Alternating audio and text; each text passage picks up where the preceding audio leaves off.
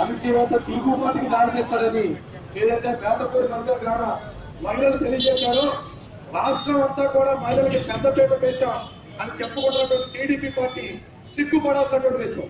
వాళ్ళకు వాళ్ళు సర్వేలు కండక్ట్ చేసుకుని 2019లో కూడా మాదే రాజ్యం ఏదైతే ప్రజలతో మైండ్గా మారుతున్నారో ముందుగా ఇక్కడ పరుగువాడ పేదపూడిలో ఉన్నటువంటి నా సోదరిమణులందరికీ కూడా కవసాల పేదపూడిలో ఉన్నటువంటి నా సోదరులందరూ కూడా సమాధానం చెప్పాలా, క్షమాపణ చెప్పాలా.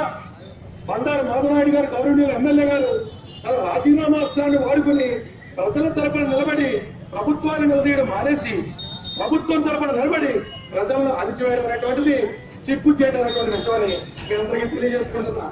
పోరాటంతో పోయేదేమీ లేదు, ప్రాణాలకైనా తెగించి పోరాటానికి ఈరోజు ఏదైతే మహిళలు ముందుకొచ్చారో మీ అందరినీ ఆదర్శంగా తీసుకుని మా పార్టీ శ్రేణులు కానీ మా పార్టీ అధినేత శ్రీ పవన్ కళ్యాణ్ గారు కానీ ఆయన అనుచరుల కింద మేము కానీ మీ అందరి తరఫున మా ఆఖరి శ్వాస దాకా నిలబడతామని తెలియజేసుకోవడం జరుగుతుంది.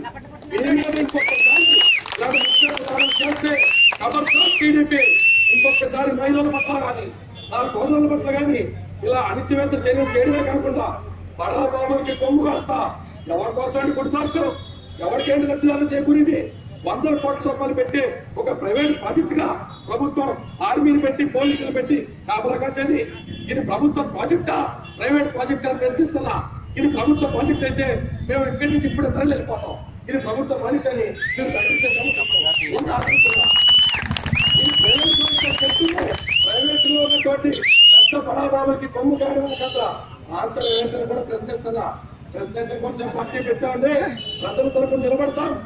ప్రజావాసాల్లో పెట్రోల్ బంక్ పెట్టాలంటేనే 100 రకాల రూల్స్ రెగ్యులేషన్స్ చూసేటువంటి ఈ ప్రభుత్వం పెట్రోల్ బంక్ కంటే లక్షల ప్రమాదమైనటువంటి పక్కన పొలాల మధ్య ప్రజల మధ్య ఎట్లా పడుతుందని చెప్పి ప్రశ్నించడం జరుగుతుంది.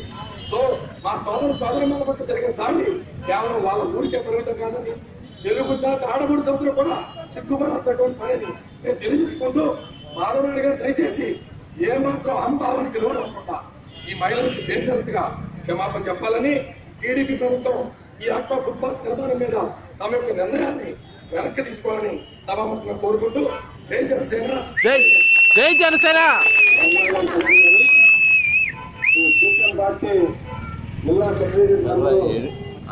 గోపాలం గారు మాట్లాడుతున్నారు. ఇంకెప్పుడు అంటారు జై జనసేన అనిపించారు.